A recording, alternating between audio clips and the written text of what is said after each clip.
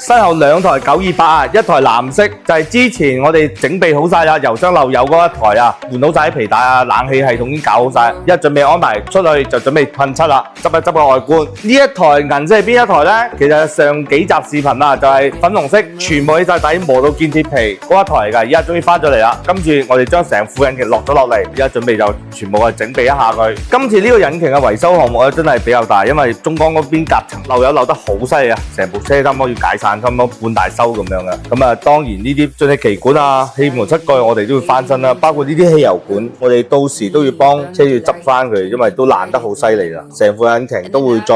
重新再翻新，好似呢個車架上面啦，又氧化晒嘅地方，我哋會再噴漆。呢啲我哋到時都會用乾冰繼續清理一片佢嘅。車底咧盡量都唔會噴好多粒粒膠，咁正如以前噴油漆咧，亦都要清理佢啊。盡量個車底都會翻新一個比較乾淨嘅狀態啊，唔好話講下新車啊，盡量一個比較好似睇上去里數少啲嘅車咁樣。所以其實依家好多人都攞翻啲復古車嚟玩啊，咁樣一啲其實為咗完成自己嘅夢啦。第二咧，有啲係想整翻企理佢，可能將來再擺耐少少，就會有一個更好嘅價錢可以賣得出去啊。咁其實咁啱真係大陸係一個翻新啲舊車嘅最好市場啊！喺中國入邊乜嘢都可以翻新到，甚至有啲嘢可以甚至訂做。好似呢架車入邊有好多啲膠條啊，其實我哋都攞出去訂做咗啲門膠條、門框邊啊、窗邊啊嗰啲膠條，全部其實喺大陸都係訂做到㗎，未必話真係一定要翻去外國網站買，甚至你喺外國網站買翻嚟嘅嘢，都已經喺唔知咩網站擺咗10幾20年，啲膠翻嚟都係